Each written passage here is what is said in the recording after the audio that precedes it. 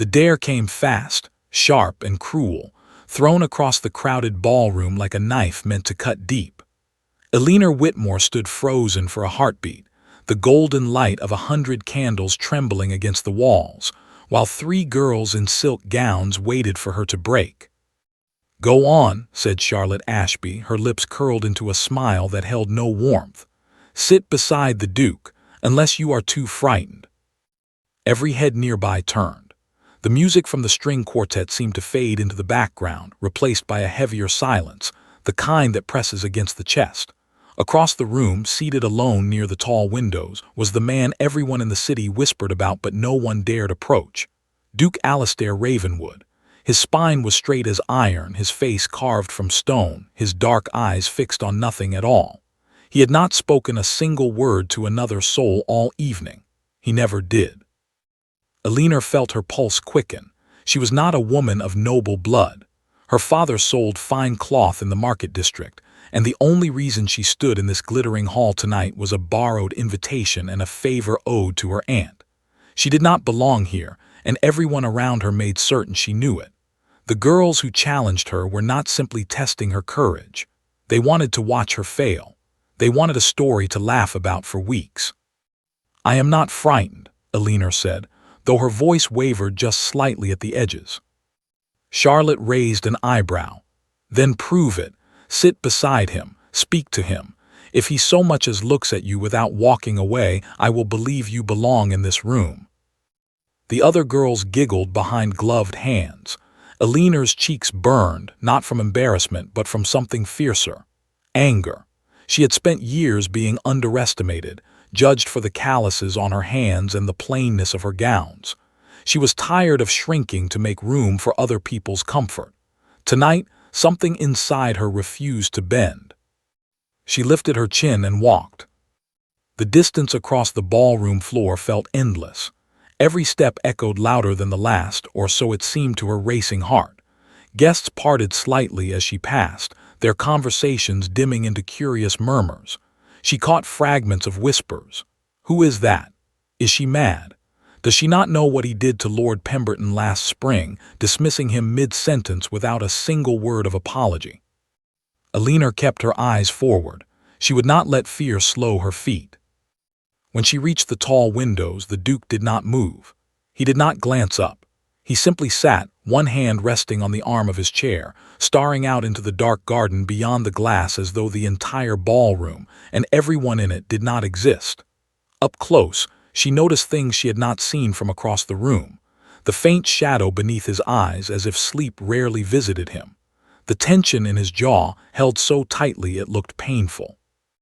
He was young, younger than the rumors made him sound, though his expression carried the weight of someone twice his age. Eleanor took a slow breath and lowered herself into the empty chair beside him. The room seemed to hold its breath entirely.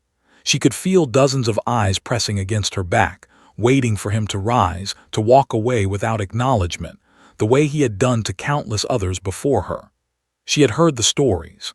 A duchess once tried to engage him in conversation about horses, and he offered nothing but silence until she gave up and left. A visiting lord attempted humor, and the Duke's expression never once shifted. People called him the coldest man in the city, a title he seemed to wear without complaint. He did not move away from her now either. He simply sat there, unreadable, his gaze still fixed on the garden. Eleanor's hands trembled slightly in her lap, but she forced her voice to stay steady. "I hope you do not mind the company," she said. "Though I confess, I was dared to sit here, and I am rather stubborn when someone tells me I cannot do something."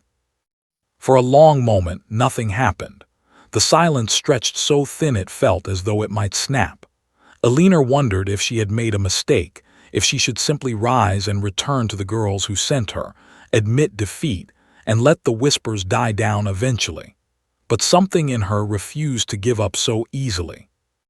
"In truth," she continued, keeping her tone light, almost playful, "I am fairly certain half the room expects you to stand and walk away from me at any moment. The other half expects me to faint from nerves. I would rather disappoint them both, if it is all the same to you." The Duke's dark eyes shifted, at last, toward her. It was only a glance, brief and measuring, the kind of look one might give a puzzle piece that did not quite fit the picture. Alina held his gaze without flinching, though her heart pounded so loudly she feared he might hear it. "You were dared," he said finally. His voice was low, quiet, roughened slightly from disuse, as though words did not come easily to him anymore. "To sit beside me." "Yes," Alina admitted. "There seemed little point in lying. By three girls who find me rather amusing to torment. I imagine they expected you to send me away within moments. I confess, so did I a little." Something flickered across his face, so faint she almost missed it. Not quite a smile, but close, the shadow of one, as if the muscles required for the expression had grown unfamiliar with emotion. "And yet," he said, "here you remain." "Here I remain," Alina agreed. "Though I will admit, sitting beside the coldest man in the city is rather more nerve-wracking than the girls who dared me anticipated, I think. I am doing my best not to show it."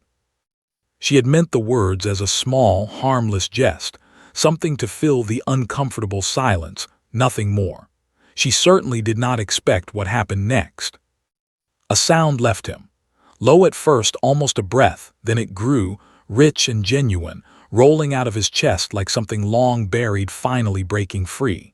He was laughing, truly laughing, his shoulders shaking slightly, his dark eyes crinkling at the corners in a way that transformed his entire face from stone into something remarkably human. The effect on the room was immediate and absolute. Conversations halted mid-sentence. Glasses paused halfway to lips. Heads turned so quickly that a few guests nearly lost their balance.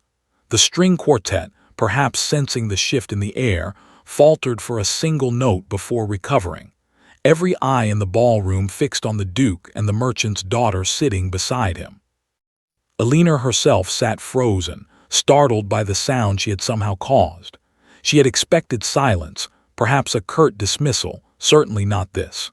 The Duke seemed equally surprised by his own reaction, his laughter fading into something quieter, though the faint trace of it lingered at the corners of his mouth, refusing to fully disappear. "Forgive me," he said, composing himself, though his voice still carried a warmth it had not held moments before. "It has been some time since anyone made me laugh in this room." "I did not intend to be amusing," Alina said honestly. "I only meant to be honest." "Perhaps that is precisely why it worked," he replied.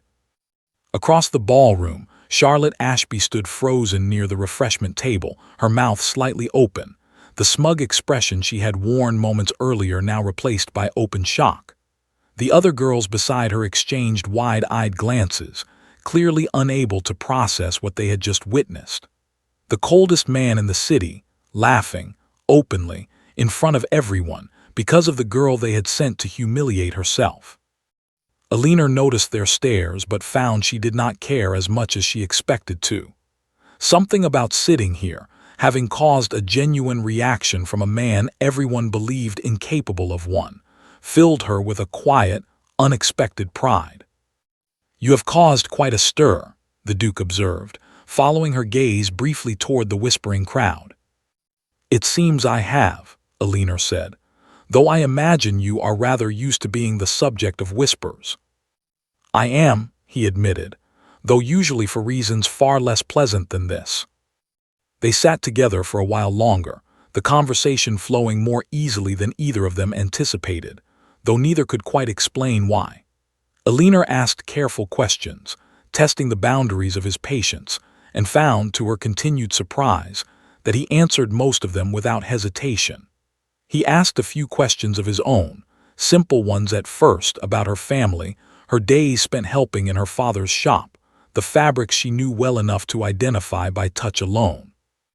Eventually, a servant approached to inform the Duke that his presence was requested elsewhere, some matter of business that could not wait.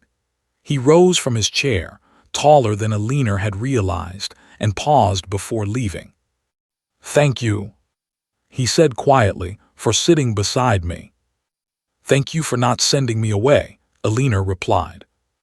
He offered a small nod, the ghost of that earlier laughter still faintly present in his eyes, and walked toward the far doors, leaving Alina alone with the weight of dozens of curious stares still fixed upon her. She remained seated a moment longer, gathering herself, aware that whatever had just happened in this ballroom would not be forgotten easily, not by the guests who witnessed it, and certainly not by her. As she finally rose to return to her aunt's side, she caught Charlotte's eye across the room. The girl said nothing, but her expression had shifted entirely, from smug amusement to something far more complicated, something that looked almost like fear. Alina held her gaze steadily before turning away, unwilling to let the moment be spoiled by old rivalries. She did not yet know that this single evening, this single dare, would change the course of her entire life. She only knew that for the first time in a long while, walking away from a room full of judgment, she felt something close to triumph. By morning, the story had already spread through half the city. Alina learned this the moment she stepped into her father's shop, where two customers stopped speaking the instant they saw her, their eyes wide with recognition. She pretended not to notice, though her stomach twisted uncomfortably as she moved behind the counter to begin her work. "Is it true?" one of the women finally asked, unable to contain her curiosity, "that you made Duke Ravenwood laugh at Lady Prescott's ball?" Alina kept her hand steady as she folded a length of blue linen. "I only sat beside him," she said. "I did not do anything remarkable." The woman exchanged a look with her companion, clearly unconvinced. "They say he has not laughed in public since his brother passed. 3 years, they say. 3 years of silence, and you managed it in a single evening." Alina said nothing further, though the words lingered in her mind long after the women left the shop. She had not known about the brother. She had not known much about the Duke at all beyond the whispers everyone shared, the cold reputation that preceded him wherever he went. She found herself wondering quietly, what kind of loss could silence a man so completely for 3 long years? She did not expect to see him again so soon. Yet 2 days later, as she carried a bundle of fabric samples toward her aunt's home for a fitting, a carriage bearing the Ravenwood crest slowed beside her on the cobbled street. The door opened, and there he stood, dressed simply, without the formal trappings of the ballroom, looking somehow both more approachable and more striking than before. "Miss Whitmore," he said, stepping down onto the street despite the curious glances from passers-by. "I hoped I might find you." Alina blinked in surprise, clutching her bundle a little tighter. "Your Grace, I did not expect to see you again, certainly not so soon." "Nor did I expect to seek you out," he admitted, a faint trace of that same rare warmth touching his voice. "Yet here we are." A small crowd began to gather at a respectful distance, whispers already rising among them. Alina felt her cheeks warm under the attention, though she refused to let it fluster her entirely. "I fear we are drawing quite an audience," she said. "We tend to do that," he replied, and there it was again, that faint curve at the corner of his mouth, not quite a smile but close enough to count. "Would you walk with me a moment? There is a quieter path just beyond the square." Alina hesitated only briefly before agreeing, falling into step beside him as they moved away from the busier streets toward a narrow lane lined with old chestnut trees. The noise of the city faded gradually behind them, replaced by the rustle of leaves and the distant call of birds settling for the evening. "I owe you an explanation," he said eventually, breaking the comfortable silence that had settled between them. "For my behavior at the ball, I imagine the rumors have already reached you." "A few," Alina admitted, "though I confess I do not put much faith in rumors." "Wise of you," he said. "Though in this case some of it is true, I have not laughed in public in a very long time, 3 years to be precise." Alina remained quiet, sensing he needed the space to continue without interruption. "My older brother Edmund held the title before me," he said, his voice growing quieter, more careful, as though each word cost him something. "He was the sort of man everyone admired instantly. Warm, clever, endlessly patient. I always assumed he would inherit everything marry well, carry the family forward while I remained free to live a quieter life, away from the weight of expectation. Then illness took him within a matter of months, and suddenly the title, the estate, the responsibility, all of it fell to me instead. "I am sorry," Elinor said softly, and she meant it entirely. "Thank you," he replied, though sympathy was never quite what I wanted from people. Mostly I received expectation instead. Everyone expected me to become him, to fill a space I was never prepared to occupy. I found it easier, somehow, to simply stop engaging. Silence became a kind of armor. If I did not speak, I could not disappoint anyone by failing to be my brother. Elinor considered his words carefully before responding. "It seems a heavy thing to carry alone," she said, "pretending to be someone else simply to satisfy expectations that were never truly yours to begin with." He glanced at her, something shifting behind his dark eyes. "Most people simply accept the silence and move on. You did not." "I suppose I am rather stubborn," Elinor said, a small smile tugging at her lips. "Though in truth, I did not sit beside you to change anything about you.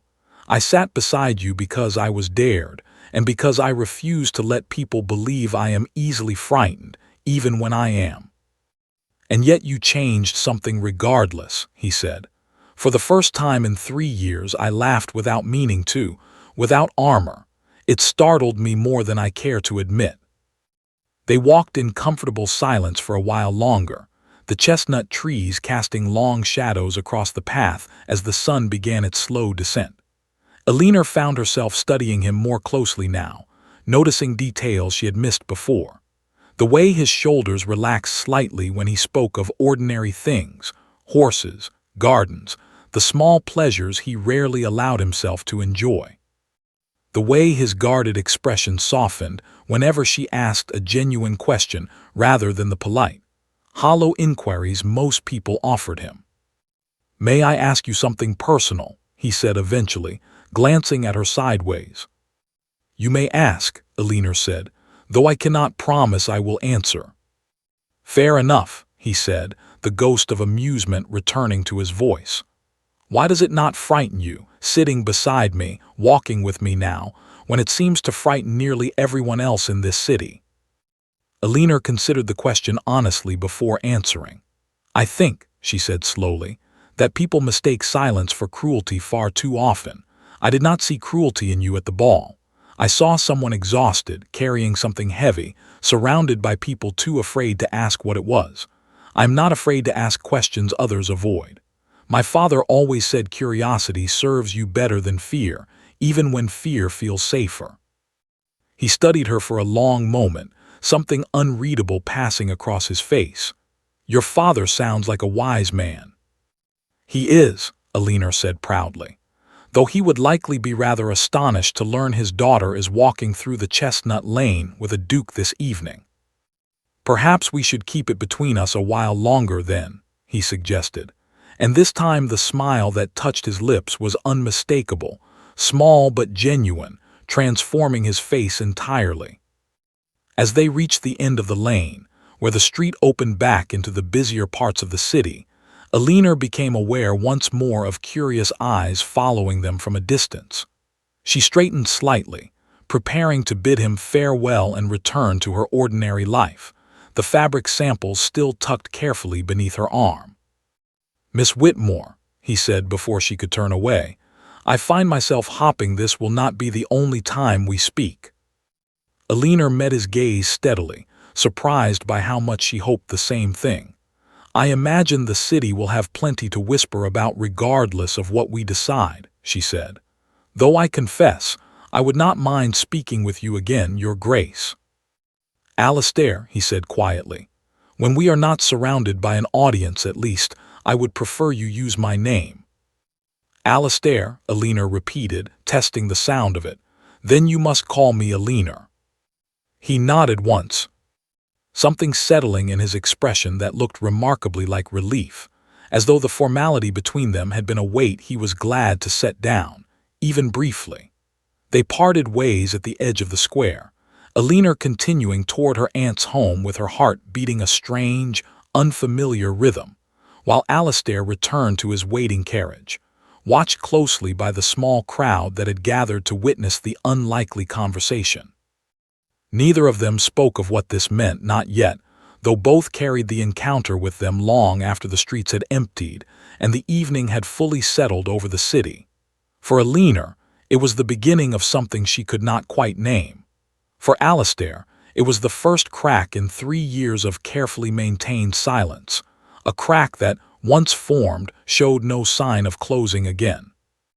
Word of the walk through the chestnut lane spread even faster than the story of the ballroom. Within days, Alina could not step outside her father's shop without catching whispered conversations that stopped abruptly the moment she came into view. Some of the whispers were kind, curious, even hopeful. Most were not. Charlotte Ashby, it seemed, had not taken the humiliation of that first evening quietly. She had spent the following week telling anyone who would listen that Alina Whitmore was a scheming girl who had somehow trapped the Duke through trickery, that no respectable man of his standing would ever willingly seek out a merchant's daughter unless something unnatural was at play. The rumors grew more elaborate with each retelling, until Alina barely recognized herself in the stories being passed from parlor to parlor across the city. "They are saying you used some manner of charm on him," her Aunt Margaret told her one evening, not unkindly, though clearly worried. "A love potion of all things, as though such nonsense exists outside of children's tales." Alina laughed despite herself, though the sound held little real humor. "I only sat beside him and spoke honestly," she said. "If that counts as sorcery now, half the city must be under some manner of spell at all times." "People fear what they do not understand," Margaret said gently, setting down her needlework to study her niece with careful eyes. "And a duke who has shown no warmth in 3 years, suddenly walking through chestnut lanes with a shopkeeper's daughter, is not something this city understands easily." Alina said nothing, though her aunt's words settled uncomfortably in her chest. She had not asked for any of this attention, had not sought to become the subject of ballroom gossip or street corner whispers. Yet here she remained, caught in the center of a storm she had not fully understood she was creating. Alistair, for his part, seemed equally aware of the growing attention, though he bore it with far greater composure than Alina managed some days. They continued to meet, carefully at first, in quieter corners of the city where fewer eyes might find them, though it grew increasingly difficult to avoid notice entirely. A duke of his standing could not simply disappear without comment, and word of his frequent absences from his estate soon reached the ears of those who mattered most to his position in society. It was during their 4th meeting, seated together on a bench overlooking a small pond in the public gardens, that Alistair first mentioned the pressure building around him. "My aunt visited yesterday," he said, watching a pair of swans glide across the still water. "Lady Beatrice Ravenwood. She rarely leaves her country estate unless something troubles her deeply." "And something troubles her now," Alina guessed. "She has heard the rumors," Alistair confirmed. "All of them, I imagine, embellished considerably by the time they reached her ears. She reminded me, at great length, of my responsibilities to the family name. The need for a match that strengthens our standing, secures alliances, produces heirs who understand the weight of the title from birth." Alina felt something tighten in her chest, though she kept her expression carefully neutral. "And what did you tell her?" "I told her I had made no promises to anyone," he said, "and that I would not be dictated to regarding matters of my own heart, particularly by someone who has not visited me once in the 3 years since my brother's passing, except to discuss matters of duty." Alina glanced at him, surprised by the firmness in his voice. That must not have pleased her. "It did not," Alistair admitted, a faint, tired smile crossing his face, "though I find I care rather less about pleasing her than I once did." They sat in silence for a while, watching the swans move gracefully across the pond, each lost in their own thoughts. Elinor understood, perhaps more clearly than she wished to, the impossible position Alastair now occupied. A duke could not simply choose whomever he wished without consequence. Titles carried expectations, families carried histories, and society rarely forgave those who strayed too far from the paths laid out for them. "Alastair," she said eventually, choosing her words with care, "I do not wish to become a source of difficulty for you. If continuing to see me only brings trouble upon your family, upon your position, I would understand if you thought it wiser to step back." He turned to look at her fully then, something fierce and unexpected flashing behind his usually guarded eyes. "Is that truly what you wish, Elinor? For me to step back?" "No," she admitted honestly, unable to lie to him despite the wisdom of doing so. "It is not what I wish at all. I only worry about what this costs you." "Let me worry about that," he said, his voice softening again. "For 3 years I existed within these walls of duty and silence, believing that was simply the shape my life was meant to take. You showed me something different was possible. I am not eager to give that up simply because a handful of people find it inconvenient." Elinor felt warmth spread through her chest despite the uncertainty still lingering at its edges. She reached out, hesitating only briefly before resting her hand lightly atop his on the bench between them. He turned his palm upward, threading his fingers through hers with a gentleness that surprised her, given the cold reputation that still clung to him in every corner of the city outside this quiet garden. Their meetings continued over the following weeks, growing steadily more frequent, though never entirely free from the watchful eyes that seemed to follow them wherever they went. Elinor learned more about him during these quiet hours than she suspected most people in the city knew combined. She learned he preferred simple meals over elaborate feasts, that he found the endless formality of court gatherings exhausting rather than enjoyable, that his favorite memories of his brother involved nothing grand at all, simply quiet mornings spent riding together before the estate fully woke each day. In turn, she shared pieces of her own life freely, stories of her mother, who had passed when Elinor was young, leaving her father to raise her largely alone amid bolts of fabric and the steady rhythm of the shop. Stories of the small joys she found in her work, matching colors and textures for customers who trusted her eye more than they trusted the finer establishments across the city. Alastair listened to each story with a focus that made her feel, for perhaps the first time in her life, truly seen. It was during one such conversation, seated together near the fountain in the public gardens on a cool autumn afternoon, that Elinor first noticed the carriage watching them from across the square.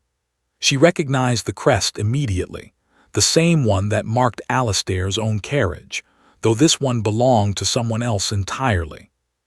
"Alastair," she said quietly, nodding toward the carriage, "I believe we have an audience."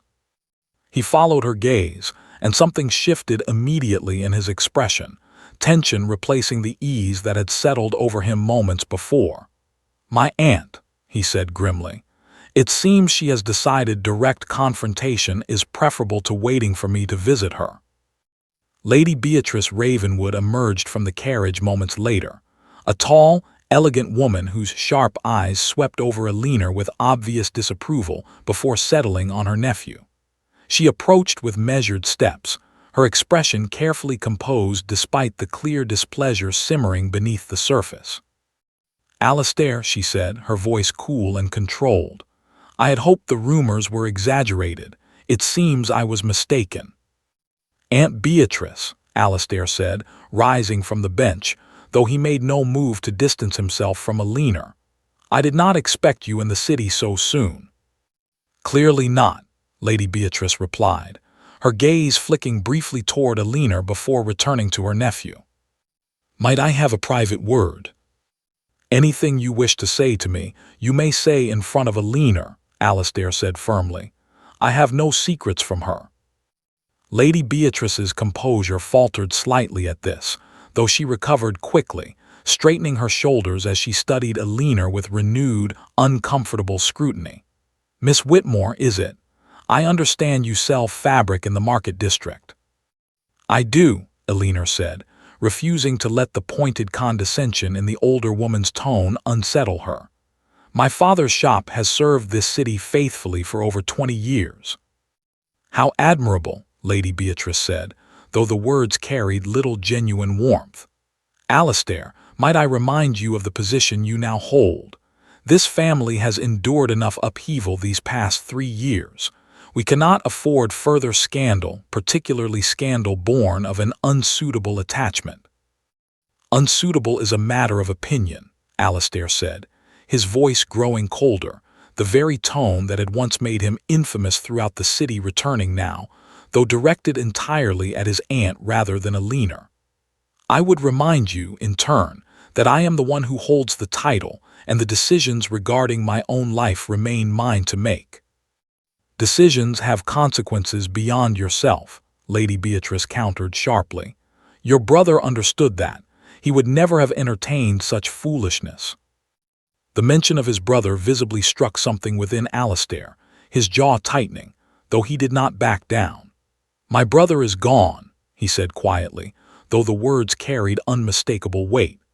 "And I have spent 3 years trying to become a version of myself that satisfies everyone but leaves nothing for me to actually feel. I will not continue living that way simply to satisfy expectations that were never mine to begin with." Lady Beatrice studied him for a long, tense moment, clearly recognizing something unfamiliar in his resolve. Finally, she turned her attention back to Elinor, her expression unreadable. "I hope, Miss Whitmore, that you understand precisely what you are involving yourself in. This family's standing did not survive centuries by yielding to whims of the heart." "I understand quite well," Elinor said steadily, meeting the older woman's gaze without flinching. "Though I would gently suggest that perhaps this family's standing might benefit, occasionally, from remembering that dukes are people first, titles second." A flicker of something crossed Lady Beatrice's face, surprise perhaps, or grudging respect, though it vanished quickly beneath her practiced composure. Without another word, she turned and returned to her waiting carriage, leaving Alistair and Elinor standing together near the fountain, the autumn breeze stirring the fallen leaves around their feet. "I apologize for that," Alistair said once the carriage had disappeared from view. "She means well in her own way, though she rarely shows it kindly." "You do not need to apologize," Elinor said, though she could not fully suppress the unease settling in her stomach. "Though I confess, I begin to understand more clearly the weight of what continuing this might cost you." "Let me carry that weight," Alistair said, turning to face her fully, his dark eyes steady and certain despite everything that had just transpired. "I chose this, Elinor. I choose it still." Elinor wanted to believe him entirely, wanted to trust that whatever storm gathered around them could be weathered simply through determination and honesty. Yet as the weeks continued, and the whispers throughout the city grew louder rather than quieter, she could not shake the growing sense that Lady Beatrice's visit had been merely the opening move in a much larger battle still to come, one that would test not only Alistair's resolve, but her own as well. Winter arrived early that year, frost settling over the city streets weeks before anyone expected it. Elinor found herself grateful for the excuse the cold provided, wrapping herself in heavy shawls whenever she left the shop, though nothing could fully protect her from the chill that had settled over her friendship with Alistair since Lady Beatrice's visit to the gardens. They still met, though less frequently now, and always with greater caution. Alistair had grown quieter over the following weeks, though not in the guarded, distant way Elinor remembered from the ballroom. This silence felt different, heavier, weighted with things he was reluctant to share, even with her. "You are troubled," Elinor observed one evening, as they sat together near the fireplace in a small tea house tucked away from the busier streets, chosen specifically for its distance from prying eyes. "You have been troubled for days."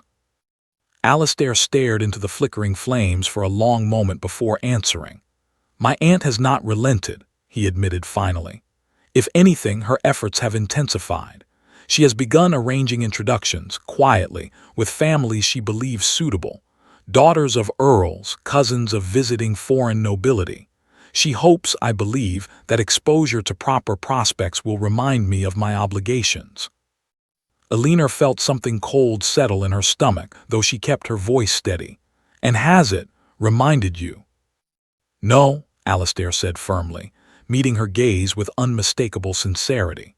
"Though I will admit, the pressure grows harder to ignore with each passing week. My aunt is not acting alone.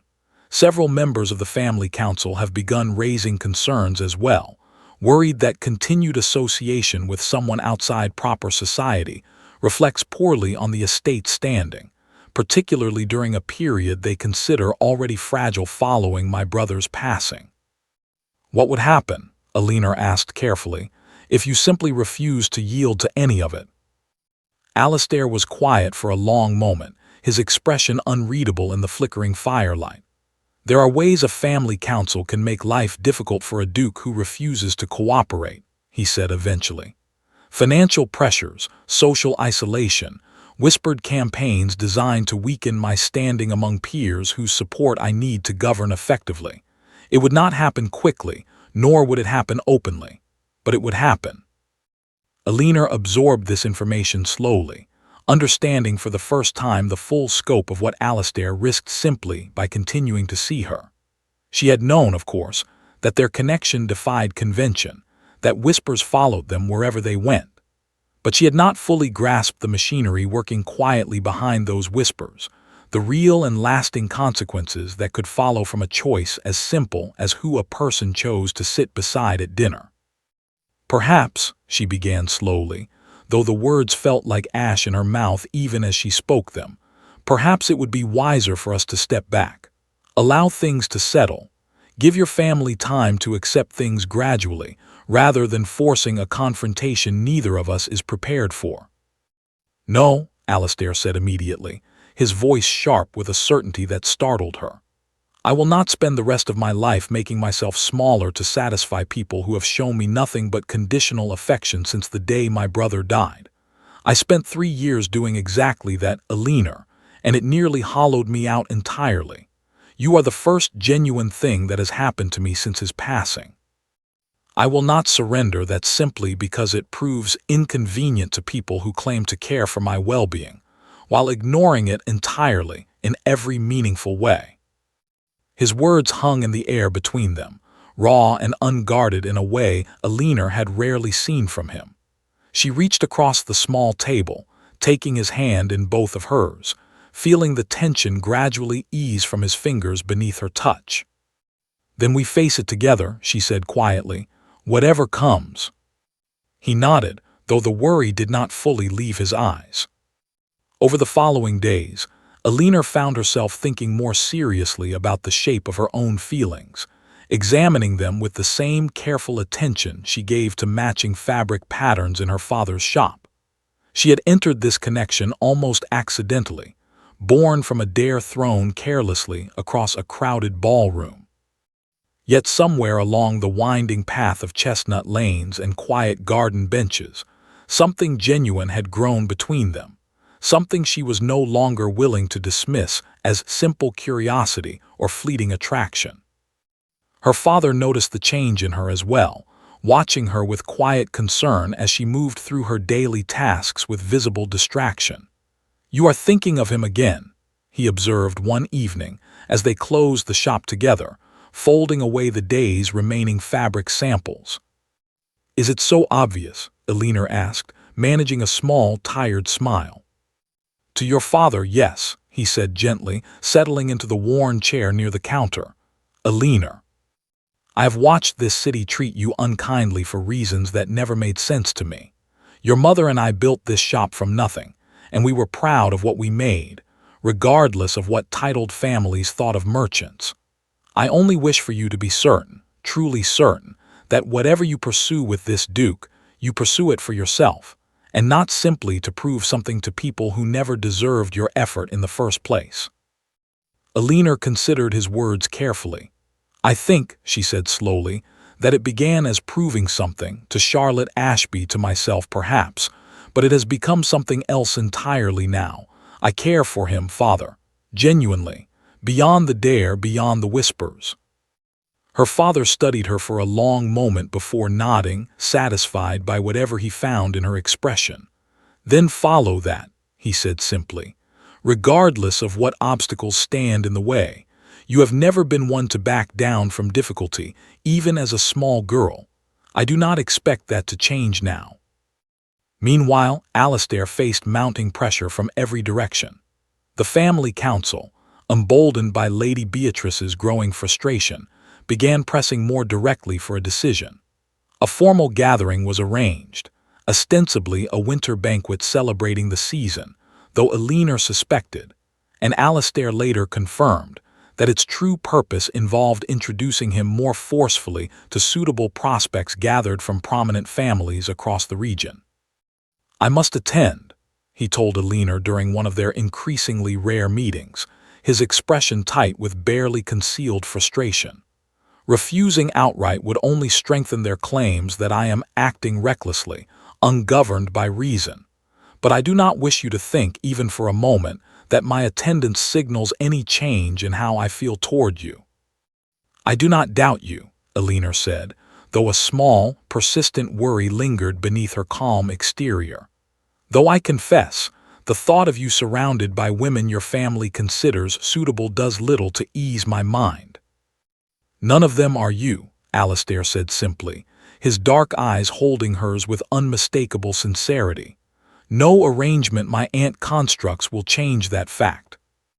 Elinor wanted desperately to believe him, and largely did, though the days leading up to the winter banquet stretched long and uncertain, filled with whispered gossip throughout the city speculating on whether the Duke's unlikely attachment to a merchant's daughter would finally break beneath the weight of family expectation. Charlotte Ashby, predictably, seemed to relish the uncertainty, spreading rumors that Elinor had already been quietly dismissed, that the Duke's family had successfully intervened before matters progressed any further. Elinor tried her best to ignore the whispers, though they wore at her resolve more than she cared to admit, even to herself. She spent the evening of the banquet alone in her father's shop, mending a torn hem by candlelight, her thoughts drifting constantly toward the grand hall across the city where Alastair sat surrounded by carefully arranged introductions, each one representing a life he could choose instead of the uncertain, difficult path that involved her. She did not know, as she sat there in the quiet glow of candlelight, that across the city, Alastair spent the entire evening deflecting every introduction offered to him with polite but unmistakable indifference, his thoughts remaining fixed entirely on a merchant's daughter with steady eyes and an honest laugh, a woman who had shown him, in a single unexpected moment months earlier, that warmth still existed somewhere within him, waiting patiently to be found again. The banquet ended without any formal announcement, much to Lady Beatrice's visible frustration, though the pressure surrounding Alastair only intensified in the days that followed. The family council, having failed to secure a suitable match through gentle persuasion, began preparing a far more direct approach, one that would soon force Alastair into a decision neither he nor Elinor could avoid any longer. The summons arrived on a gray morning, delivered by a servant in Ravenwood livery, who requested Alastair's presence at a formal meeting of the family council that same afternoon. He read the letter twice, his expression darkening steadily with each line, before setting it aside and calling for his carriage. The council chamber, when he arrived, was already filled with familiar faces, aunts and uncles and distant cousins who had known him since childhood, though none of them, he reflected bitterly, had shown him genuine warmth since his brother's passing 3 years earlier. Lady Beatrice sat at the head of the long table, flanked by 2 elder cousins whose names Alastair barely remembered, so rarely did they involve themselves in matters beyond their own estates. "Alastair," Lady Beatrice began, her tone carefully measured, though tension radiated from every word. "We have gathered today because matters have reached a point requiring resolution. Your continued association with Miss Whitmore has become impossible to ignore, both within the family and throughout society at large." "I am aware," Alastair said evenly, taking his seat at the opposite end of the table. I fail to see why it requires a formal council meeting to discuss. One of the elder cousins, a stern man named Edward Fairweather who had married into the family decades earlier, leaned forward with obvious displeasure. It requires discussion, Your Grace, because your indiscretion threatens the stability of this entire family. Investors grow hesitant.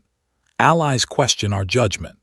Even the Crown has taken quiet notice of the unconventional attachment forming between yourself and a woman entirely unsuited to your position. Unsuited, Alastair repeated, his voice growing colder with barely restrained anger. Because her father sells fabric rather than commanding armies or sitting in Parliament. Because tradition matters, Lady Beatrice interjected firmly. Because 3 years ago this family lost its rightful heir, and the weight of continuing our legacy fell entirely upon your shoulders, whether you wished for it or not. We cannot afford further instability, Alastair. Not now.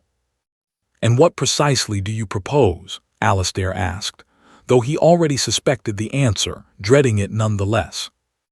Lady Beatrice exchanged a brief glance with the assembled council before answering.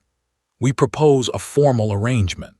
Lady Charlotte Ashby has expressed considerable interest in a match, and her family's standing would prove immediately beneficial to our position.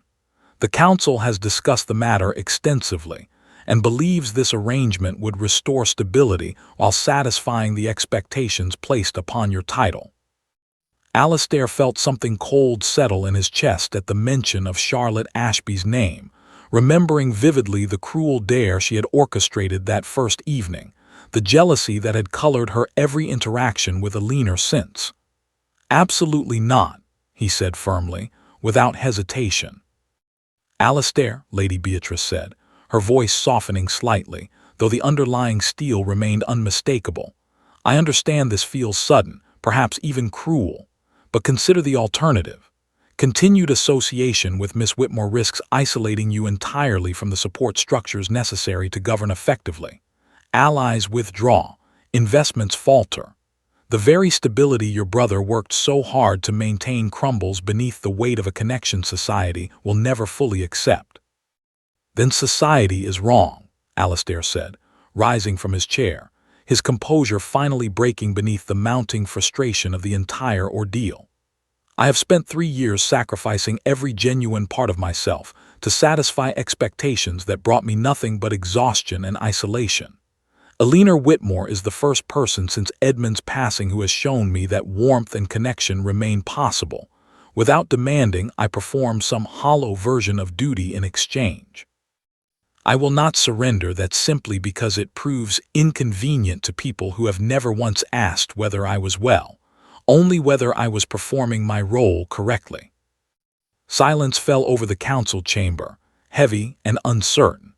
Lady Beatrice studied her nephew for a long moment, something unreadable shifting behind her carefully composed expression. Then you leave us little choice, she said finally, her voice quiet but firm. The council will withdraw its support for your governance decisions moving forward. Financial backing for the Eastern estate renovations will be reconsidered. Alliances currently under negotiation with neighboring families may require reassessment. You will find, Alastair, that a duke without family support governs a considerably more difficult path than one who maintains it. Alastair absorbed the threat fully, understanding the very real consequences it carried, not simply for himself, but for the tenants and staff who depended upon the estate's stability, for the various commitments his brother had once carefully maintained. Yet even weighing all of this carefully, he found his resolve unshaken. Then I will govern that difficult path, he said finally, his voice steady despite the weight of everything he was choosing to sacrifice.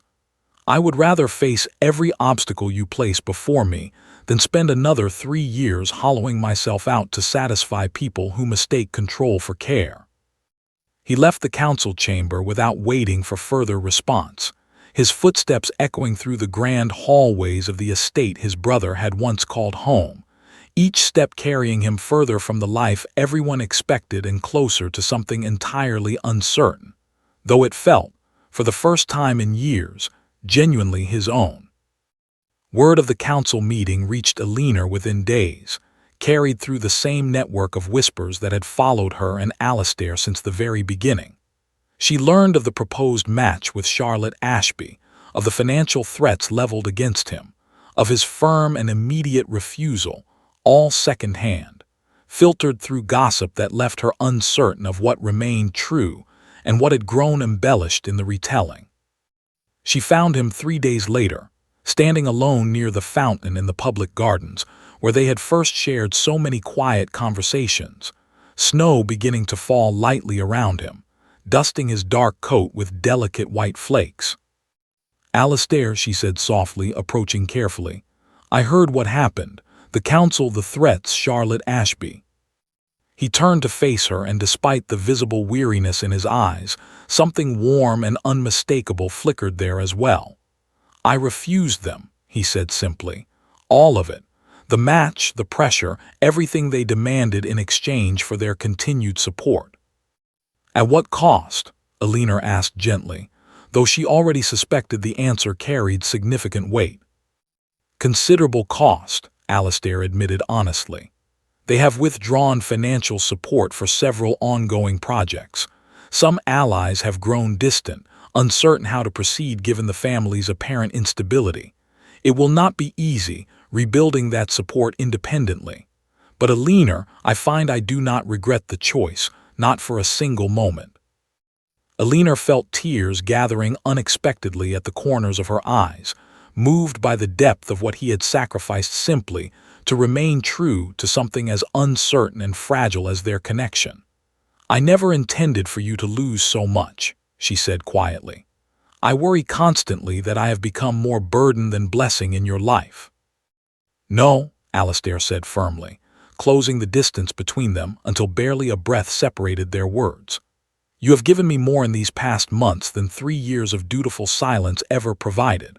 I would rather face every financial hardship, every withdrawn alliance, every whispered scandal throughout this city, than return to the hollow existence I maintained before you sat beside me that evening on a dare neither of us fully understood the weight of at the time."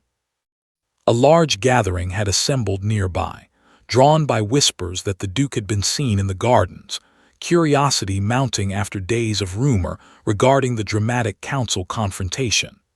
Alina became aware of their presence gradually, the murmur of voices growing steadily behind them, though Alistair seemed entirely unbothered by the audience gathering to witness whatever unfolded next. "Let them watch," he said, noticing her hesitation.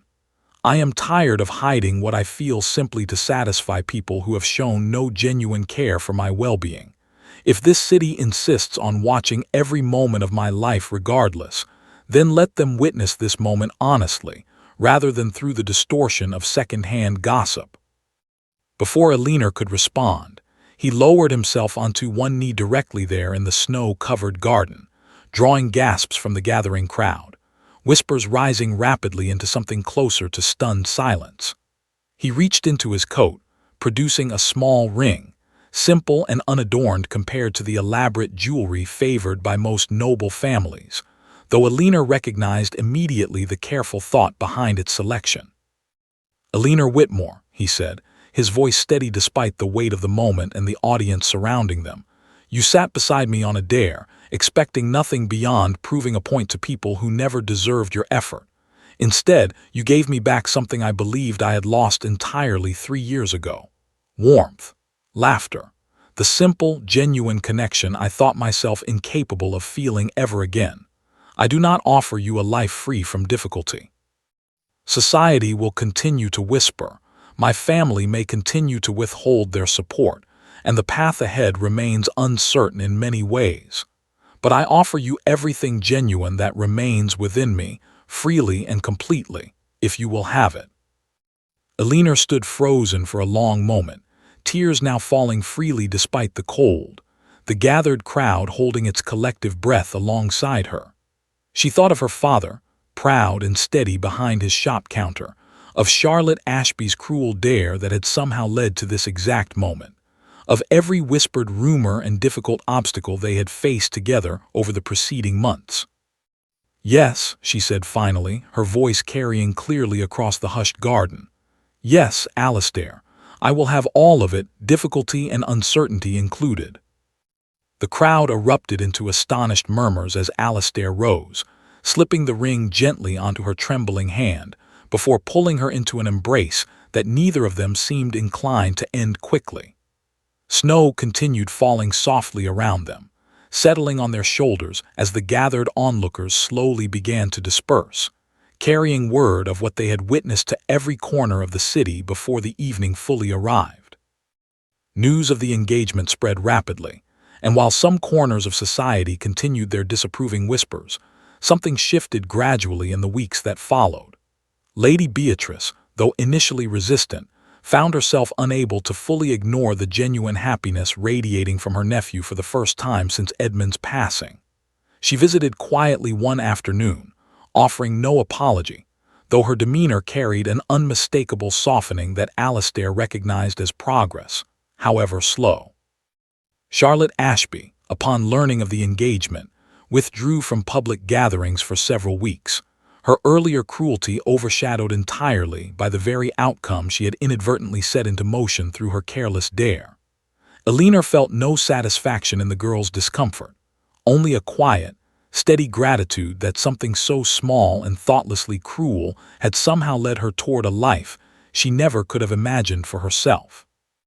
Alistair worked steadily to rebuild the alliances and financial support the family council had withdrawn, finding, gradually, that many of the relationships he thought lost proved more resilient than expected, particularly once others witnessed the genuine transformation in his character, the warmth and engagement that had replaced years of hollow silence.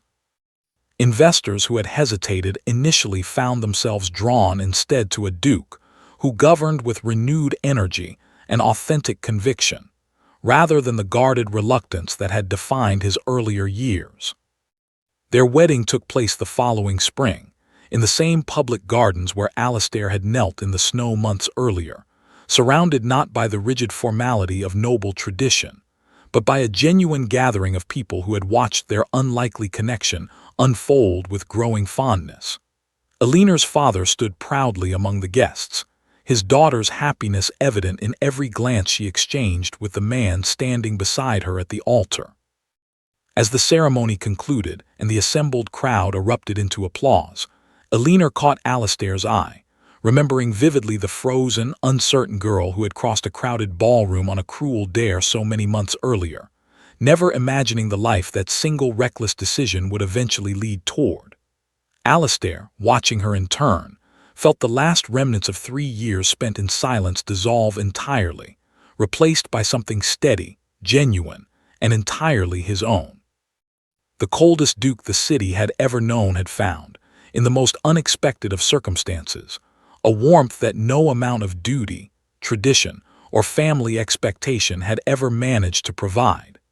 And Eleanor, once dismissed as nothing more than a merchant's daughter unworthy of notice, had found in return a partner who valued her honesty and courage above every rigid convention society had tried to impose upon them both. Their story became, in time, less a subject of scandal and more a quiet legend whispered throughout the city, not of a cruel dare gone wrong, but of two people who found, against every expectation, exactly what they never knew they were searching for.